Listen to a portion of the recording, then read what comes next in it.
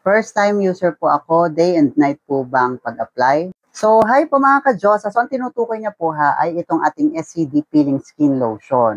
Pero alam niyo, again, kung mapapanood niyo ang video na to sa mga first time user po natin, kasi lampas 20 videos na po ang nagagawa kong instruction or video instruction, video tutorial on how to use SCD Peeling Skin Lotion sa ating mukha man or sa ating katawan.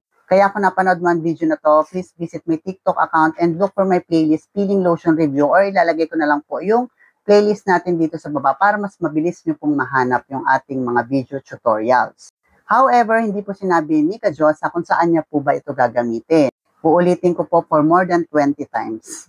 Kapag sa mukha po gagamitin si SCD Peeling Skin Lotion Peeling Set, okay?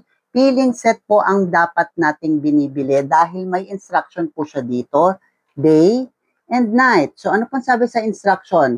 Kapag araw, maghihilamos ng Kojic, maglalagay ng sunblock. So yun lang ang routine sa umaga. Sa gabi, ayan mo, maghihilamos ng Kojic, then maglalagay naman ng konting amount lang ng peeling lotion, isang beses lang po bago matulog. So yes, ganun lang ang routine natin sa face. Sa umaga, maghilamos ng Kojic, maglagay ng sunblock. Sa gabi, bago matulog, maghilamos ulit Kojic, maglagay lang ng isang beses ng ating SCD Peeling Skin Lotion sa mukha, then pwede na kayong matulog. So araw-araw, ganun lang ang routine ninyo. And then after 3 days, 4 days, depende sa balat ninyo, pag nakakaranas na ng sobrang pagkapdi at pamumula, magpahinga muna kayo ng pag-apply ng ating SCD Peeling Skin Lotion at least 2 to 3 days hanggang sa humupa yung pamumula or half day.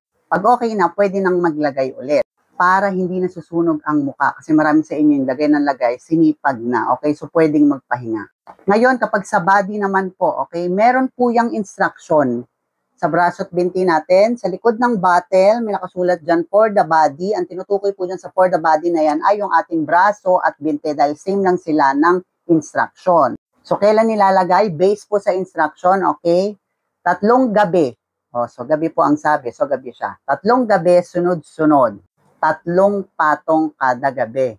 Mas marami yung lotion, mas makapal yung lagay ng lotion, mas makapal ang peeling, mas konti yung lagay, pwedeng mas tumagal yung pagbabalat ng braso at binti or maging micro-peeling siya. And again, for further explanation, video tutorials, video instruction, please check the playlist below dahil meron po tayo dyan video tutorials on how to use this on our different parts ng body natin. Nandyan lang yan mostly, tsaga lang kayong manood kasi para naman din po yan sa kaligtasan ninyo. I-check nyo yung playlist sa baba, panoorin nyo mula 1 to part, mga 7 lang yan. Nandyan po yung 3 instruction sa mukha, sa katawan, at sa ating mga singit at kilikili. So, yun lang mga ka-Diyosa. Hopefully nakatulong ang video na ito sa inyo. At for more product knowledge and video tutorials, don't forget to follow my TikTok account, RC Diyosa. Bye-bye!